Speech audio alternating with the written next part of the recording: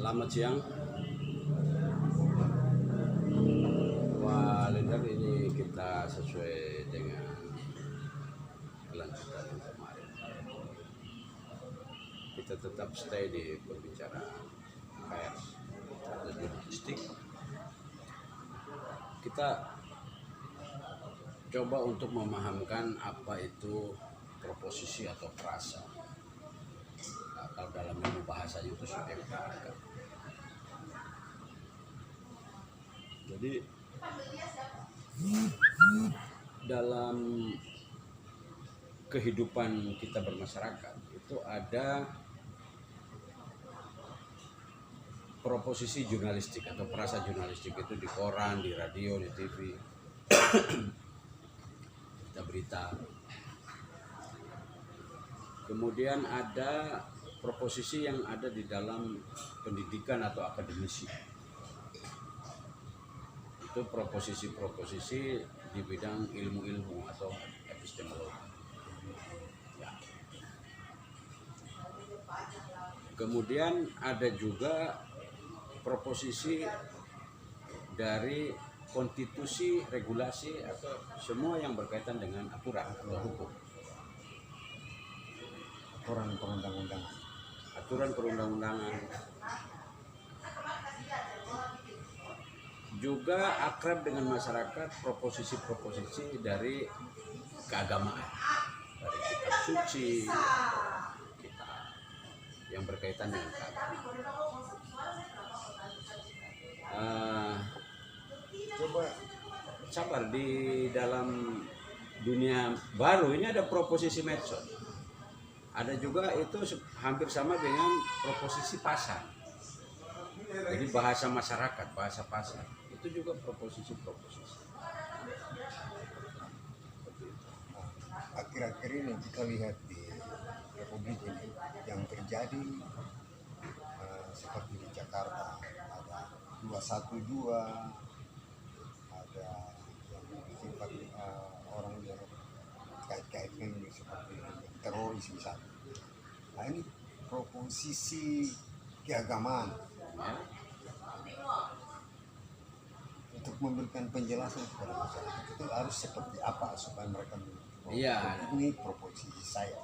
Jadi proposisi ini kan mau keagamaan, mau itu hukum, mau itu pers, mau itu pendidikan. Ini bisa jadi masih terbungkus oleh ambiguitas atau masih ada kesamaran-kesamaran dan digunakan oleh orang untuk kepentingan. Jadi dia memelintir, menjual. Ada menjual pers, ada menjual hukum, ada menjual agama lewat proposisi-proposisi itu. Ada juga menjual pendidikan. Seolah-olah pendidikan itu bisa memberi orang kehidupan yang banyak pengangguran. Jadi ini masyarakat harus mengenal bahwa setiap proposisi itu harus diuji oleh kebenaran. Dia bicara benar atau tidak. Pada kesempatan ini kita akan berbicara tentang, kalau dalam ilmu bahasanya subjek predikat itu sudah sebagai proposisi. Ketika mengatakan misalkan kita sedang diskusi, ini terjadi. Kalau tidak terjadi berarti ujaran tadi kan bohong. Itu secara faktual material. Sehingga untuk pers itu dapat membuat proposisi yang lebih kita kemarin sudah berbicara tentang harus di-upgrade, harus menambah wawasan rasionalitas, wawasan keilmuan, sama wawasan filosofis. Bisa masing-masing teman wartawan memakai jurnalistik profetik, pakai kitab sucinya masing-masing sebagai penguat, bisa. Tapi itu terserah saja, tidak juga tidak apa-apa. Tapi ini berkaitan dengan bagaimana masyarakat memahami proposisi atau frase atau ujaran itu benar atau tidak. Nah, untuk itu masing-masing juga berpotensi untuk ambiguitas dari masing-masing proposisi ini dimanfaatkan.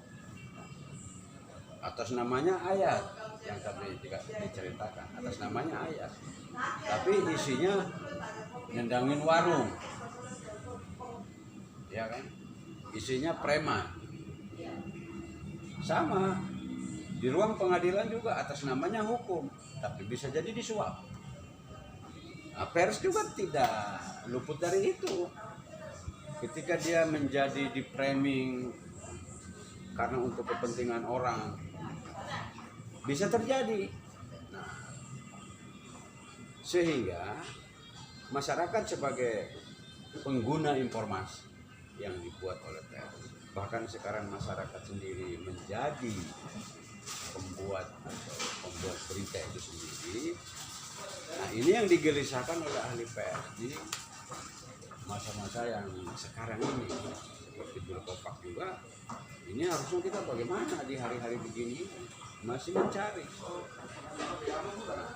Repotnya kan di dunia barat itu tidak menganut filsafat metafisika. Karena orang barat itu kalau mengatakan tidak ada itu it doesn't matter. Materinya enggak ada. Jadi ada dan tidak itu patokannya materi. Bisa diindra, bisa diraba, bisa didengar, bisa dilihat, itu berarti benar. Tapi kalau misalkan ilmu seseorang tidak kelihatan, berarti kita meragukan ya. Tapi kalau jelas-jelas kayak Habibie sudah diakui punya ini, kan nggak ragu lagi bahwa dia punya ilmu pesawat. Artinya unsur metafisika yang tidak fisik pun bisa menjadi realitas karena itu benar ada. Cuma nggak bisa diraba, nggak bisa di pers harus mampu ke situ dengan memasukkan upgrade pada kaidah. Itu solusi yang karena kita punya Pancasila, falsafah. Falsafah itu kalau ditarik kepada materialistik nggak bisa, karena nanti Tuhannya harus materi, manusia harus materi. Kalau manusia materi kan cuma badannya, nanti kepintarannya apa tidak dimasukkan, hatinya, perasaannya itu kan tidak kelihatan, tapi kan ada. Jadi di dalam kita memahami bahwa di kehidupan ini ada banyak narasi, proposisi-proposisi, frasa atau ujaran, tapi ujaran yang terdiri dari subjek dan predikat ini udah benar atau tidak. Untuk itu dari kedua belah pihak, baik pembuat maupun pengguna, itu harus menyadari bahwa frasa yang ada di dalam kata, kalimat itu kalau masuk di dalam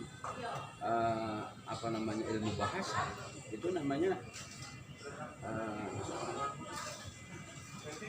subjek, itu konsepsi, predikat itu afirmasi, atau dia dikatakan juga sebagai kabar. Kabar itu 50-50, separuh bisa benar, separuh bisa salah.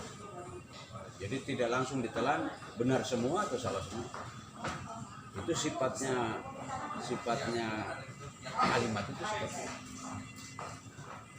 Sehingga kitab suci pun sama, ada orang yang mempercayainya, ada yang tidak gitu. Bagi yang mempercayainya ya diuji juga penafsirannya, karena diuji terakhir di dalam perbuatannya. Kalau di atas nama agama kemudian mengganggu ketertiban umum, nah itu kan aneh.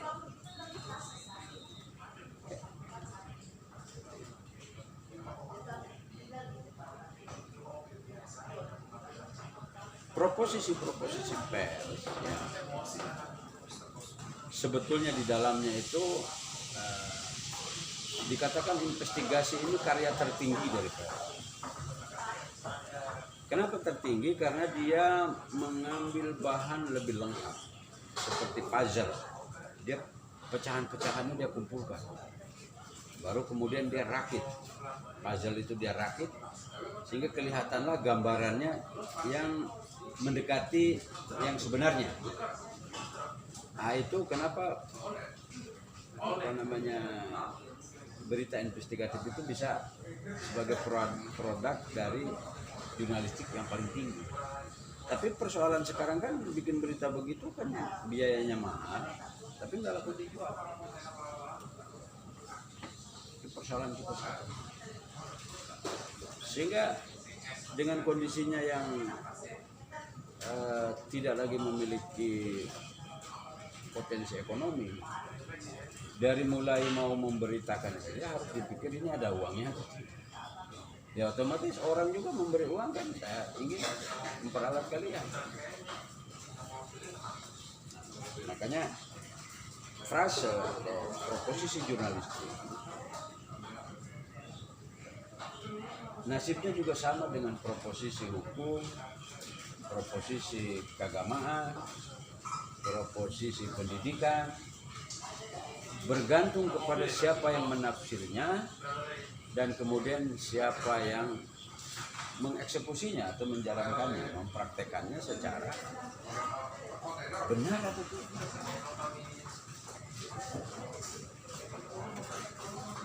Pada dataran seperti ini, akhirnya semuanya dari proposisi-proposisi ini bisa menjadi masalah karena semua ini hanya alat. Alat mengikat makna, penggunanya manusia. Sebetulnya di wilayah perasa yang lain juga wilayah manifestonya adalah wilayah kesucian. Wilayah manifestasinya itu yang tergantung orang. Dia pakai narasi agama, narasi suci. Ini manifesto. Tidak ada agama pakai kitab yang buruk. Karena itu diyakini dari Tuhan yang transenden. Tapi di dataran manusia menafsir atau mendengar, dia dicekokin sama orang, sama pimpinannya. Kemudian bisa diverifikasi dari tindakannya. Ya, tindakannya ini membela yang kecil atau tidak? Motifnya apa? Makanya banyak di dalam naskah keagamaan juga dikatakan hati-hati orang yang menjual ayat. Itu artinya sama-sama dengan hati-hati dengan orang yang menjual kalimat jurnalistik. Hati-hati orang yang menjual pasal hukum. Hati-hati orang yang atas nama menjual ilmu di sekolah. Karena ilmu itu hanya menggunakan. Untuk kemudian bisa ditindakan ada alatnya tidak. Ada pembimbing untuk langsung praktek tidak. Ada unsur ekonomis tidak untuk dia bisa menjadi satu profesi. Jadi kita memperlakukan narasi yang berupa proposisi-proposisi di bidang masing-masing tadi itu harus dengan jiwa yang bersih agar semua ini rally di dalam koridor, dalam rel.